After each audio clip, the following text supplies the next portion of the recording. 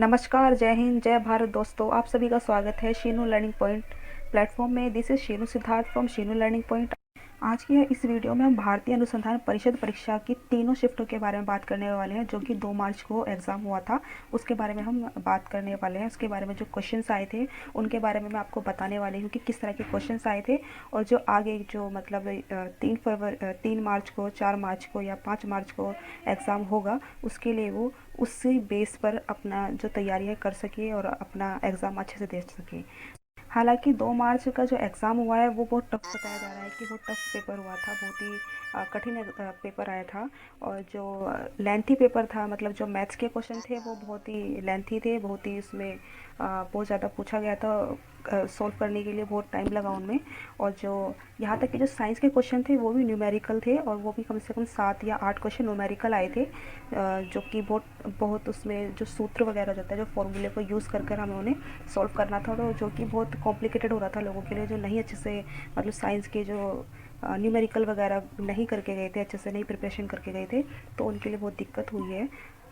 तो चलिए जानते हैं कि हमारे किस किस टॉपिक में से क्वेश्चंस बने थे, कितने क्वेश्चंस आए थे, और आने की संभावना भी इनमें से है। क्योंकि जो 2 मार्च के जो 2 मार्च को पेपर हुआ था या 28 फरवरी को एग्ज़ाम हुआ था, उन दोनों में ही ये देखा गया है कि इन्हीं टॉपिक से ज़्यादातर क्वेश्चन लिए जा रहे हैं। तो संभावना है कि अभी जो 3 मार्च को या 4 मार्च को, 5 मार्च को जो एग्ज़ाम होने वाला है, उसमें भी इन्हीं टॉपिक्स में से क्वेश्चंस निकल कर आएंगे, और उससे आपको बेनिफिट होना चाहिए।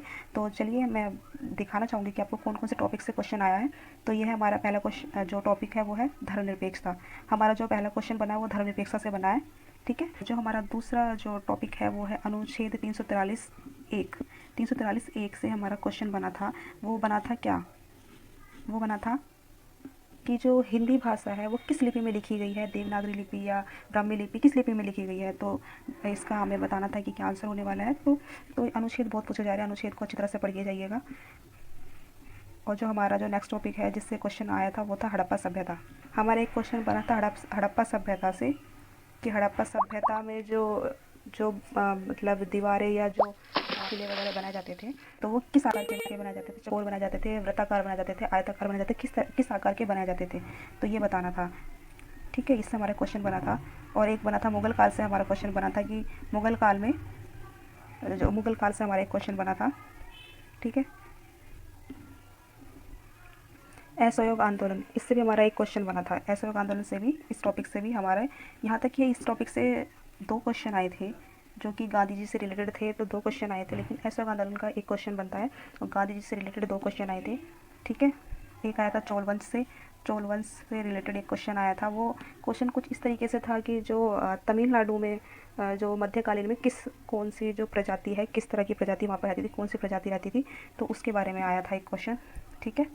चलिए नेक्स्ट टॉपिक की ओर चलते हैं। हमारा जो नेक्स्ट टॉपिक है वो है योजना 2021। योजना 2021 क्या है। ठीक है, इसके ऊपर हमारा एक क्वेश्चन बना था, और इसी योजना 2021 की, मतलब 2021 में जो भी योजनाएं हुई हैं उनके बारे में बहुत ज़्यादा पूछा जा रहा है, कि वो शिफ्ट में, तीनों शिफ्ट में पूछा गया है। योजना 2021 से 2022 की जो योजनाएं रही हैं उनके बारे में बहुत ज़्यादा पूछा गया है। यहाँ तक कि जो 28 फरवरी को जो एग्ज़ाम हुआ था उसमें भी 2021 की जो योजनाएं बनाई गई थी या उन पर जो लागू की गई थी, जो उन पर काम किया गया था, उनके बारे में पूछा जा रहा था। ठीक है। कोरोना एक क्वेश्चन हमारा कोरोना वायरस से बना था। जो कोरोना वायरस है तो ये मतलब किसके कारण से होता है, उसका जो रियल नेम है वो क्या है। यहाँ तक कि जो फर्स्ट शिफ्ट में तो कोई ये भी आया था कि जो कोरोना वायरस है वो सबसे पहले कहाँ पाया गया था, भारत में नहीं बल्कि इंटरनेशनल, मतलब जो भी बाहर के विदेश में किस राज्य में पाया गया था सबसे पहले, ये पूछा गया था। ठीक है। चलिए अपने नेक्स्ट क्वेश्चन। बैडमिंटन में लाइफ टाइम अचीवमेंट अवार्ड किसे मिला। ये क्वेश्चन आया था कि बैडमिंटन में लाइफ टाइम अचीवमेंट अवार्ड किसे मिला। ठीक है, ये क्वेश्चन पूछा गया था। यही लोकतंत्र क्या है, ये क्वेश्चन आया था कि लोकतंत्र क्या है। ठीक है। चलिए सोशल साइंस से रिलेटेड स्टेटमेंट 3 से 4 आई हैं, है ना। और फ्रांस क्रांति से 2-3 क्वेश्चन बने हैं। फ्रांस क्रांति के 2-3 क्वेश्चन से बने हैं, इस फ्रांस क्रांति से भी और रूस क्रांति से भी। ठीक है। रूस क्रांति से भी 2 से 3 क्वेश्चन आए हैं। तो हमें मतलब हम ये भी है कि भारत से ही रिलेटेड क्वेश्चन ही पूछे जा रहे हैं, ये बाहर स्टेट से भी पूछे जा रहे हैं, विदेशों के जो इंटरनेशनल लेवल पर क्वेश्चन आ रहे हैं। तो चलिए ये जो नेपाल कब लोकतंत्र बना, एक क्वेश्चन हमारा यह आया था कि नेपाल जो है वो कब लोकतंत्र बना था, एक क्वेश्चन हमारा इससे भी आ रहा है कि जो नेपाल है वो लोकतंत्र कब बना था। नेपाल जो है वो लोकतंत्र कब बना था, है ना। यहाँ साइंस की, तो यहाँ से हमारे साइंस के क्वेश्चन स्टार्ट हो जाते हैं। ये हमारे साइंस के हैं। साइंस में क्वेश्चन ये पूछे गए थे, एसिड बेस, ये बेस है, एसिड बेस सॉल्ट, इन सब से क्वेश्चन पूछे गए थे, ठीक है। नेक्स्ट हमारा ये हमारा जो फॉर्मूला है इसको बताना था कि ये क्या है, AHCO3S क्या है ये पूछा गया था क्वेश्चन, ठीक है। फिजिक्स न्यूमेरिकल, फिजिक्स से न्यूमेरिकल से 5 से 6 क्वेश्चन पूछे गए थे, 5 से 6 क्वेश्चन आए हैं। और वो ये नहीं कि एक शिफ्ट में, मतलब 2 मार्च की जो तीनों शिफ्ट है, तीनों शिफ्ट में ही फिजिक्स के न्यूमेरिकल से 5 से 6 क्वेश्चन लिए गए हैं। तो मतलब बहुत अच्छा लेवल का पेपर आया था, बहुत हार्ड पेपर आया था। तो हम ये कहा जा रहा था ना कि 10th लेवल पर है, सिंपल पेपर आएगा, ज़्यादा हार्ड नहीं आएगा, अच्छे लेवल का पेपर है। बट बहुत ही हाई फाई लेवल का जो आया था पेपर, ऐसा लगा था कि जो SSC CGL वगैरह का पेपर हम देने जा रहे हैं, इस तरह का एग्ज़ाम आया है। तो अच्छी लेवल की तैयारी करनी ज़रूरी है।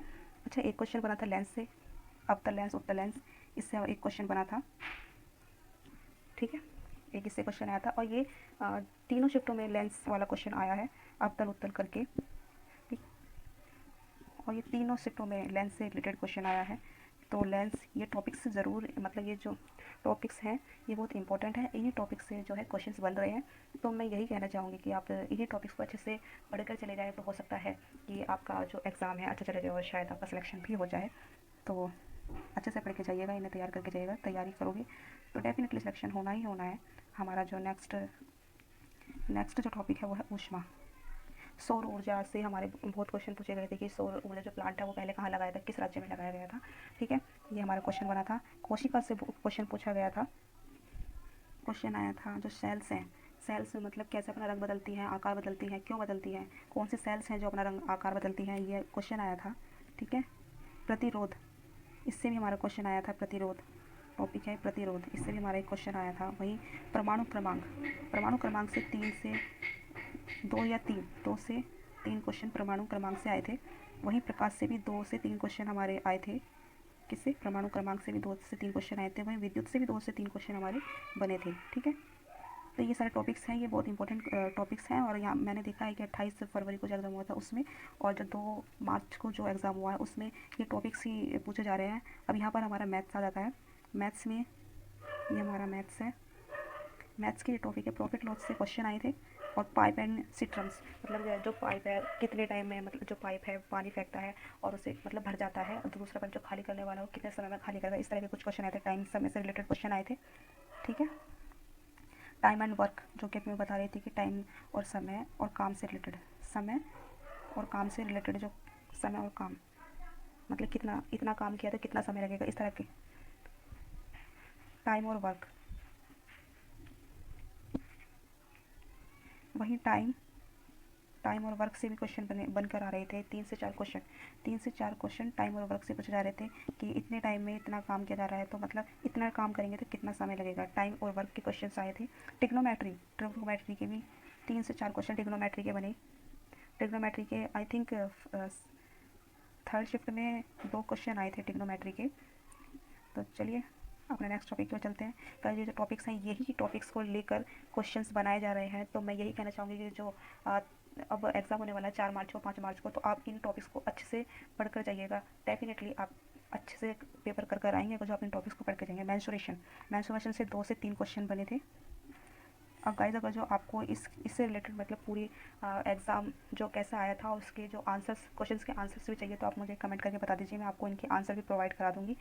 सो फ्रेंड्स, अगर जो आपको जो तीनों शिफ्ट के जो क्वेश्चंस क्या क्या आए थे, अगर जो आपको वो क्वेश्चंस जानने हैं, उनकी तैयारी करनी है, उनके क्वेश्चंस के बारे में जानना है कि क्या क्या क्वेश्चंस आए थे, तो मैंने वो PDF बनाकर अपने, जो आपको चाहिए तो आप मुझे कमेंट बॉक्स में कमेंट करके बता दीजिएगा। मैं आपको नेक्स्ट वीडियो में अपनी इस PDF को शेयर कर दूँगी आपके लिए, और आप उसमें देख सकते हैं किस तरह के क्वेश्चन आए थे, क्या क्या आए थे, ठीक है फ्रेंड्स। चलिए नेक्स्ट वीडियो में मिलते हैं। आपके लिए मैं इसी तरह की इन्फॉर्मेशन से भरपूर खजाना आपके लिए हमेशा लेकर आते रहूँगी अपनी वीडियो में। तो मेरी वीडियो को देखना ना भूलें, मेरे चैनल को सब्सक्राइब करना ना भूलें। Thank you, bye bye, next video में मिलते हैं।